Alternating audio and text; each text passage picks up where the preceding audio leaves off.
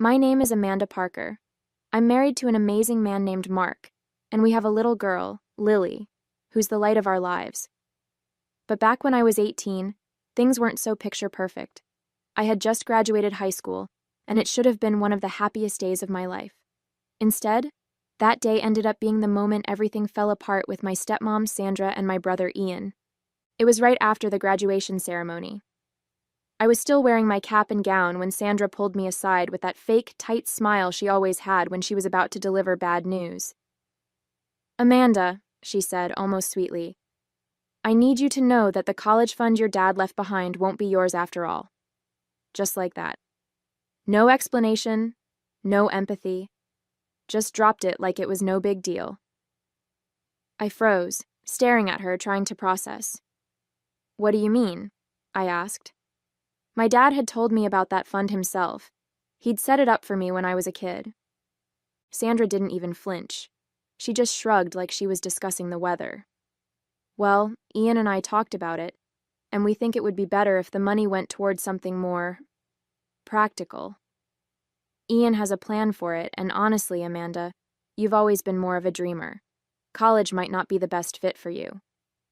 I couldn't believe what I was hearing.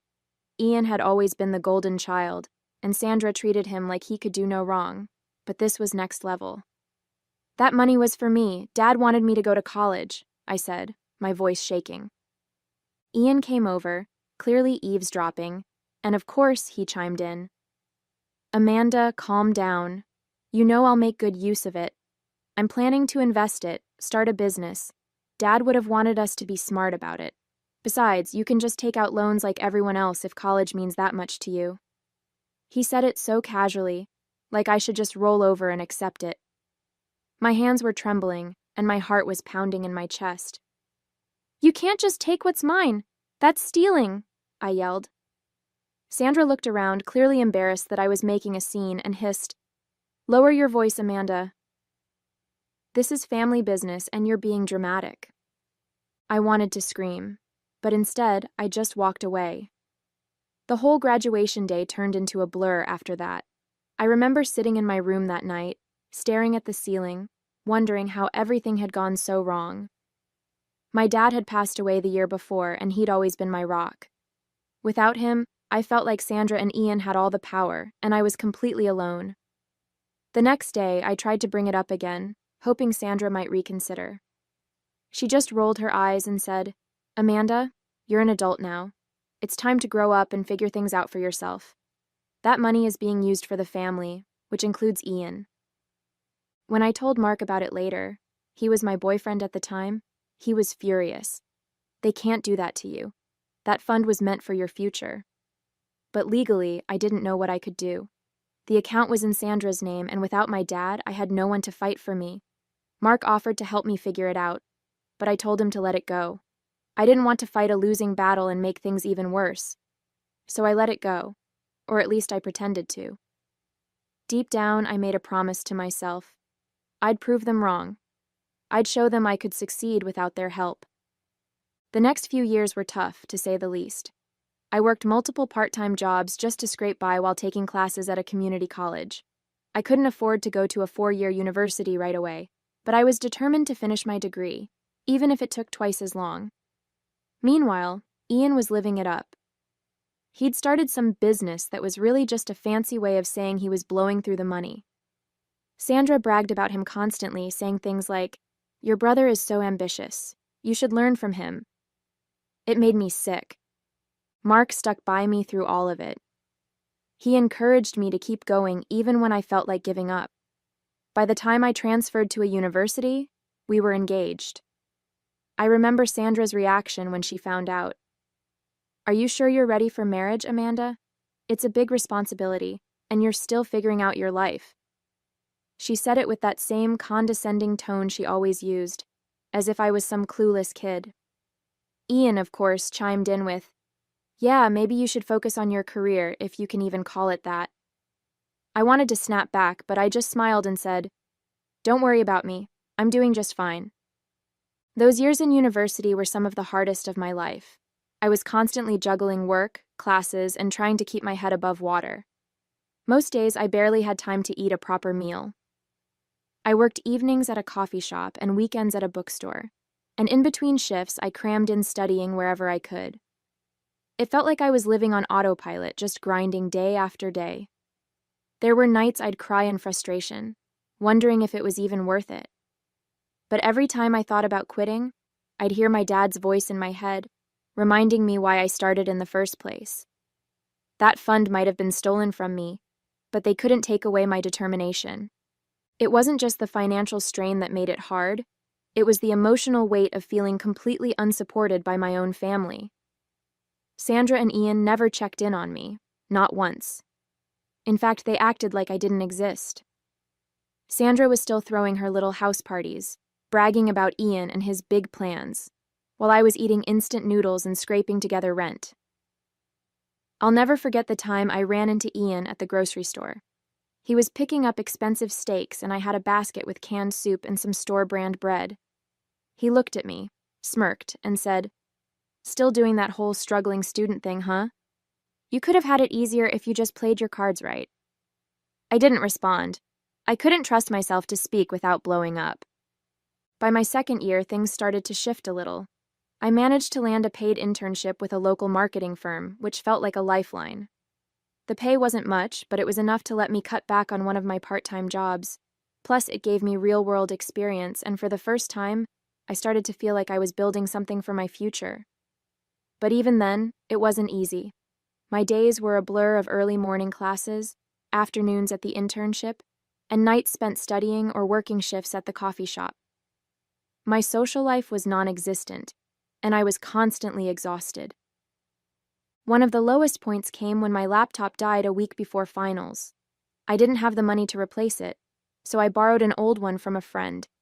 It was so slow that just opening a document took forever. I remember sitting in the campus library at midnight trying to finish a paper that was due the next day, and just breaking down. I wanted to scream at the unfairness of it all.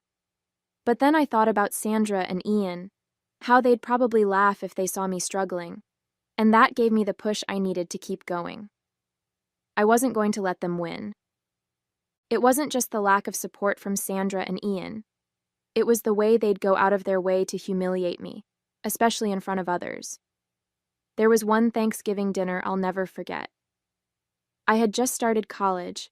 I hadn't planned on going, but Mark convinced me to show up for appearances. I should have trusted my gut and stayed home. Sandra was hosting, and the table was packed with her friends and a few of Ian's business contacts, if you know what I mean. Everything was going smoothly, until Ian decided to open his mouth. "So, Amanda," he said loudly, smirking as he leaned back in his chair, "how's that glamorous student life treating you? Still making lattes and scraping by?" A few of the guests chuckled nervously, probably unsure if he was joking. I felt my cheeks burn, but before I could respond, Sandra chimed in. "Ian, don't be mean," she said in that fake, syrupy tone she always used when she wanted to sound magnanimous. "Amanda is doing the best she can. Not everyone is cut out for success right away." The way she said it, with that little pause before doing the best she can, made it clear what she really thought. Mark was my anchor during those years. No matter how bad things got, he was always there to remind me why I was pushing through. I'd come home from a late shift or the library, completely drained, and he'd have dinner waiting for me, even if it was just grilled cheese or leftovers. There was one night in particular that sticks with me. I'd just failed an important exam, and it felt like everything was falling apart. I came home, dropped my bag on the floor, and just started crying right there in the doorway. Mark didn't ask what was wrong right away. He just hugged me and let me cry until I could talk. When I finally got the words out, he said, "Amanda, this one test doesn't define you. You're doing something so many people would have given up on by now. You're allowed to stumble, but you're not going to fall. You're stronger than this." Then he made me hot chocolate and sat with me until I felt like myself again. It wasn't just his words. It was the way he believed in me. Even when I couldn't believe in myself. Knowing he had my back made all the difference. By the time I graduated, I felt like I'd climbed a mountain. It wasn't just the degree itself, it was everything it represented. I'd made it, despite all the obstacles, despite Sandra and Ian's complete lack of support. I didn't invite them to the ceremony. Mark and a few close friends were there cheering me on as I crossed the stage. I remember thinking, they don't get to take this moment away from me. It was one of the proudest days of my life. Not long after graduation, I landed a job at a mid-sized marketing firm. It wasn't glamorous, but it paid well, and for the first time, I could breathe a little. Mark and I got married the following year, and not long after that, we found out I was pregnant with Lily. It felt like everything was finally coming together. Sandra and Ian? I didn't hear from them. It was like I didn't exist to them. Climbing the career ladder wasn't easy, but it felt like a natural continuation of the grit I'd built during college. I started at the bottom, managing small accounts no one else wanted. I worked hard, stayed late, and took on projects that weren't even in my job description. Slowly, people started to notice. My manager once pulled me aside after a big presentation and said, "Amanda, the way you handled that client, it's like you've been doing this for years. You've got a real talent for connecting with people." It meant the world to me, but it also stung in a strange way. Hearing praise from colleagues and managers, people who barely knew me, only highlighted how little I'd ever gotten from my own family. I'd sit in meetings where my boss would brag about my work ethic, or I'd overhear coworkers saying things like, "Amanda's a star, she's going places," and part of me felt empty. I kept thinking, why couldn't Ian have said something like that? Why couldn't Sandra have seen my worth? Instead, all I ever got from them were backhanded comments or outright dismissal. It was a hollow kind of sadness, knowing the approval I'd craved as a teenager would never come from them. My life kept moving forward, and with every step, I felt like I was finally building something solid. After a few years at the firm, I landed a promotion to account manager, overseeing a team of my own. It felt surreal. Just a few years ago, I was struggling to pay for groceries, and now I was sitting in meetings with executives, presenting strategies I had developed. Mark was my biggest cheerleader through it all. When I got the promotion, he surprised me with a little dinner party at home, just us and a few close friends. "You've earned this," he said, raising his glass to toast me. "No one deserves it more." Around the same time, we welcomed Lily into the world. The moment I held her for the first time, everything else faded away. I remember looking at her tiny face and thinking, I'm going to make sure you always feel loved and supported, no matter what. Being a mom added a whole new layer of joy and purpose to my life. But while my world was brightening, Sandra and Ian's was starting to crumble. Ian's big plans had fallen apart. His business tanked, and Sandra, who had always prided herself on her social status, suddenly seemed less confident. The whispers started to spread. They were struggling financially, and Ian was back living at home with Sandra. I'll never forget the day I ran into Ian and Sandra at the grocery store. It had been years since I'd seen either of them, and honestly, I wasn't prepared for how different they looked. I was in the organic aisle, picking out some fancy cheese for a dinner Mark and I were hosting. Lily was in the cart, babbling about something, when I turned the corner and almost bumped into them. Ian was pushing a cart with just a few items, mostly canned food and a bag of rice, and Sandra was trailing behind him, looking worn out and older than I'd ever seen her. "Amanda," Sandra said, her voice a mix of shock and awkwardness. Ian glanced up, and his expression hardened when he saw me. I didn't know what to say at first. I was standing there with my cart full of high-end groceries, Lily giggling in her seat, while they looked like they were barely scraping by. Sandra tried to muster up her usual fake smile. "You're looking... well," she said, her eyes darting to my cart.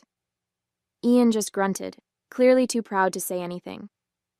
"Yeah, things have been good," I replied casually, not wanting to rub it in, but unable to hide the satisfaction I felt. It was a stark contrast from the last time we'd crossed paths at a grocery store when I was the one struggling and Ian was flaunting his success. After that run-in, things changed. Suddenly, Sandra and Ian were trying to get back into my life. It started with small things, Sandra calling to check in or sending me awkward messages on social media. Hi, Amanda. Just wanted to see how you're doing. It's been so long. She never outright mentioned our encounter at the grocery store, but the timing was too obvious to ignore. Ian wasn't as subtle. He sent me a text not long after. Hey sis, we should catch up sometime. I've got some ideas I'd love to run by you. At first I ignored them. I didn't trust their intentions, and honestly, I was still too bitter to entertain the idea of reconnecting. But they didn't stop. Sandra started calling Mark too, under the guise of being a concerned stepmom, asking about Lily and how we were doing. Mark, being the kind-hearted person he is, told me, maybe they're trying to make amends. I wasn't so sure. It felt less like genuine interest and more like they'd seen how well I was doing and wanted to latch on.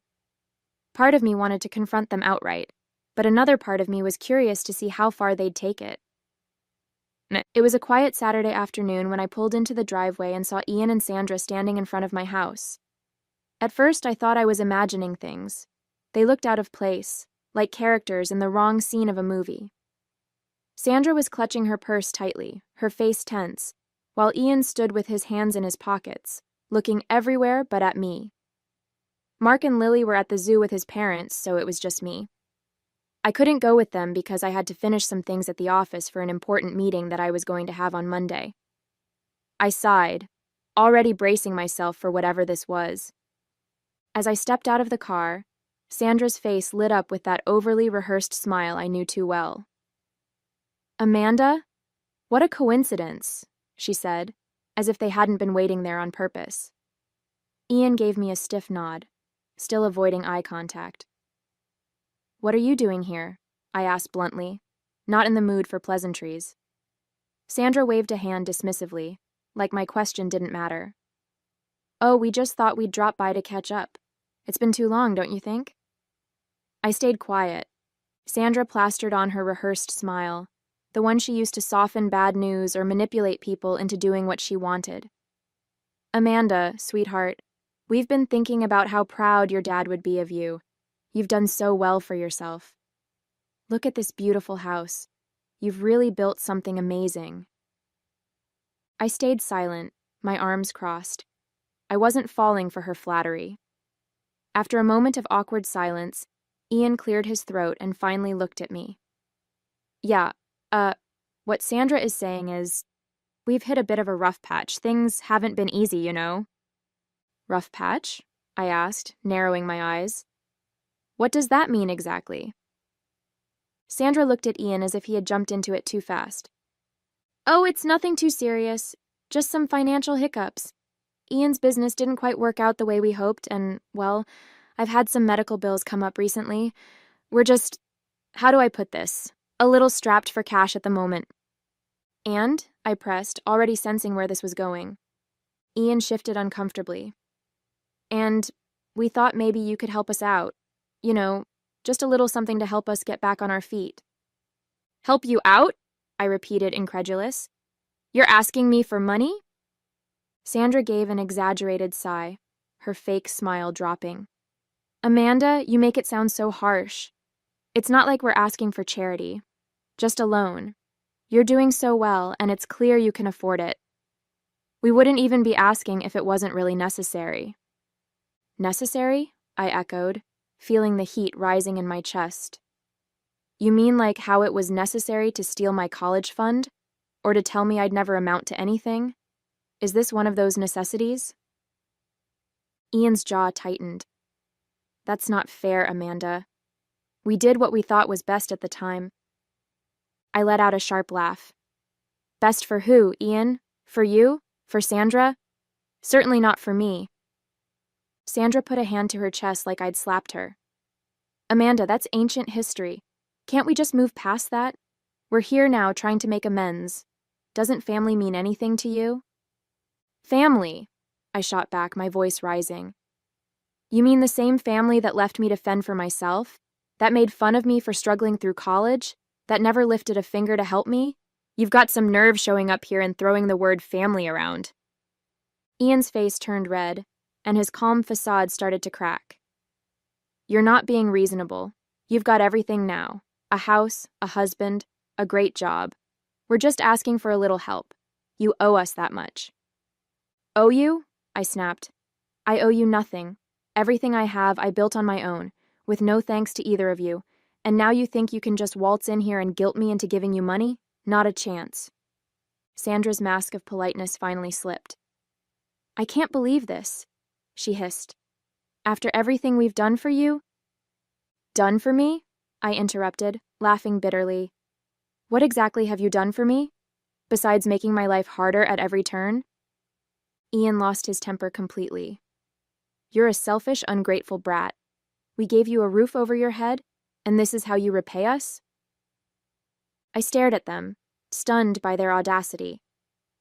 Get off my property, I said, my voice cold. I'm done with this conversation. Sandra's eyes narrowed and she leaned in, her voice dripping with venom. You'll regret this, Amanda. One day you'll need us and we won't be there. I stepped back, opening the door to my house. Good. I've been doing just fine without you. As I stepped toward the door, Sandra let out a bitter laugh. Fine, Amanda. Stay on your high horse. But don't forget where you came from. You're nothing without that fancy degree.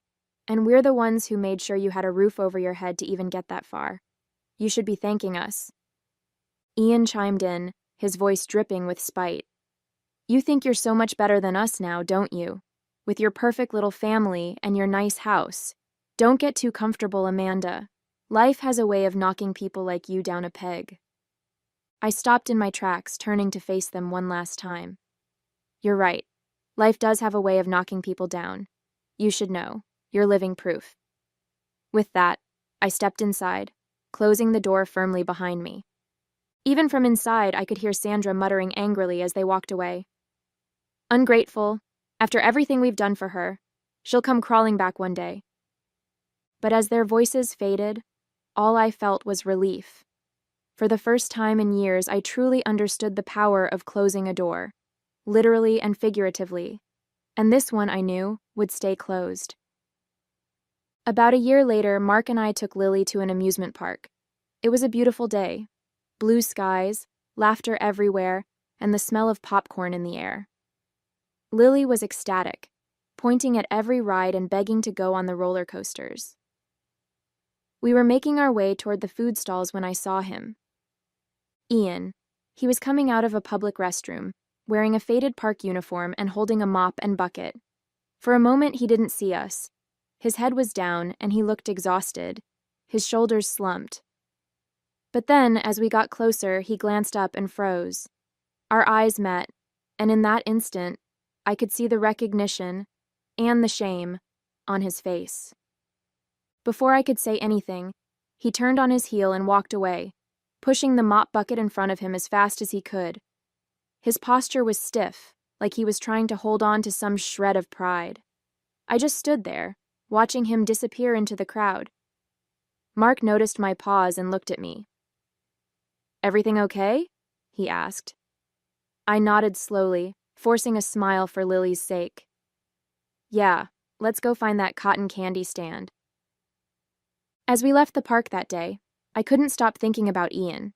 Seeing him like that, avoiding me, ashamed, brought back a flood of memories.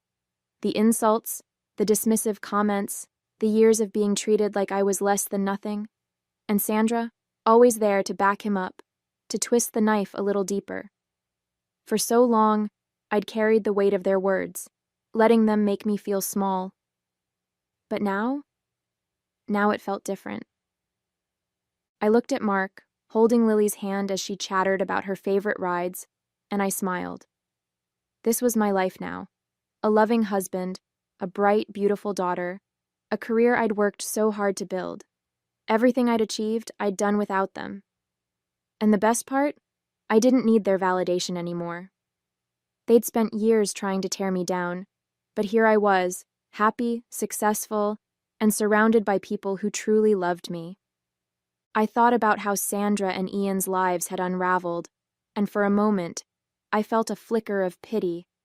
But it didn't last long. They'd made their choices, and they were living the consequences. I'd spent enough time mourning the family I wished I had. Now I was focused on the family I'd built, the one that mattered. As we walked to the car, Lily tugged on my arm, pulling me into her excitement about the day. I smiled down at her, feeling nothing but gratitude for the life I had now.